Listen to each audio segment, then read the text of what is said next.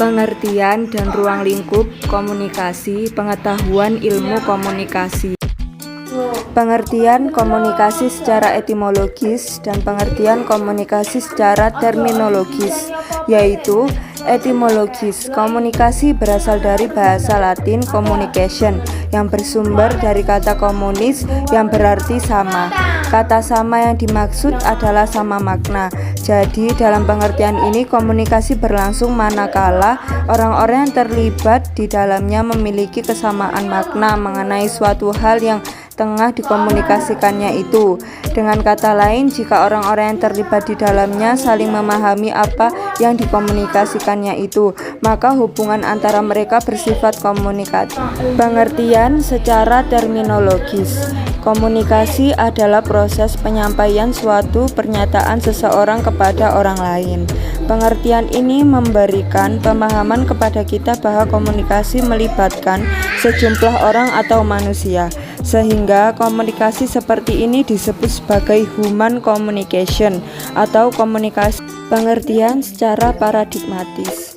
Meskipun banyak definisi yang dikemukakan oleh para ahli, namun dari semua definisi itu dapat disimpulkan bahwa komunikasi adalah proses penyampaian suatu pesan oleh seseorang kepada orang lain untuk memberitahu atau untuk mengubah sikap, pendapat, dan perilaku, baik langsung atau komunikasi tatap muka maupun tidak langsung atau komunikasi melalui media. Lingkungan komunikasi. De Vito menegaskan bahwa lingkungan konteks komunikasi setidak-tidaknya memiliki 3 dimensi, yaitu dimensi fisik, dimensi sosial psikologis, dan dimensi temporal. 1. Dimensi fisik. Menurut De Vito, ruang atau bangsal atau taman di mana komunikasi itu berlangsung disebut konteks atau lingkungan fisik. 2. Dimensi sosial atau dimensi psikologis. Dimensi sosial atau psikologis ini misalnya meliputi tata hubungan status di antara mereka yang terlibat, peran dan permainan yang dilaksanakan orang, serta aturan budaya masyarakat di mana mereka berkomunikasi. 3. Dimensi temporal atau waktu. Dimensi ini mencakup waktu dalam sehari maupun waktu dalam hitungan sejarah di mana komunikasi tersebut berlangsung. Ruang lingkup komunikasi. Komunikasi intrapersonal.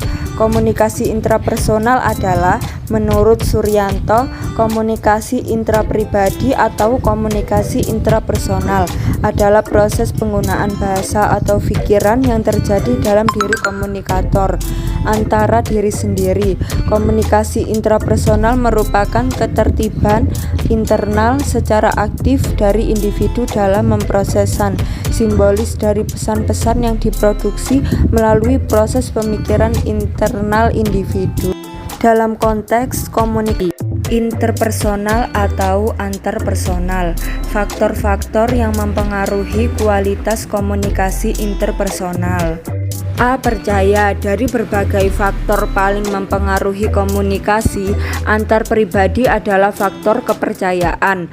Apabila antara suami dan istri memiliki rasa saling percaya, maka akan terbina saling pengertian sehingga terbentuk saling sikap terbuka, saling mengisi, saling mengerti dan terhindar dari kesalahpahaman.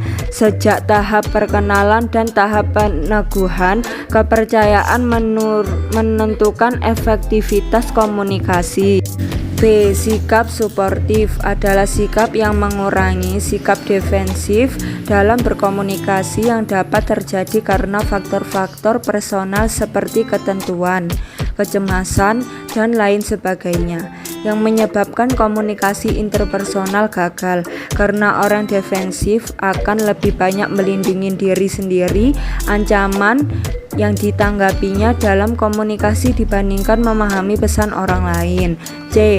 Sikap terbuka. Sikap ini amat besar pengaruhnya dalam menimbulkan komunikasi interpersonal yang efektif. Dengan komunikasi yang terbuka diharapkan tidak akan ada hal-hal yang tertutup, sehingga apa yang ada pada diri suami juga diketahui oleh istri. Demikianlah sebaliknya. Grup komunikasi. Pengertian komunikasi kelompok. Kelompok adalah sekumpulan orang yang mempunyai tujuan bersama, yang berinteraksi satu sama lain untuk mencapai tujuan bersama, mengenal satu sama lain dan memandang mereka sebagai bagian dari kelompok tersebut. Kelompok ini misalnya adalah keluarga, kelompok diskusi, kelompok pemecahan masalah, atau suatu komit yang di tengah berapat untuk mengambil suatu keputusan. Komunikasi massa atau mass media. Komunikasi massa adalah proses komunikasi yang dilakukan melalui media massa dengan berbagai tujuan komunikasi dan untuk menyampaikan informasi kepada halayak luas. Dengan demikian, maka unsur-unsur penting dalam komunikasi massa adalah 1. Komunikator, 2. Media massa, 3. Informasi atau pesan, 4. Gatekeeper, 5. Khalayak atau publik, dan 6. Umpan balik.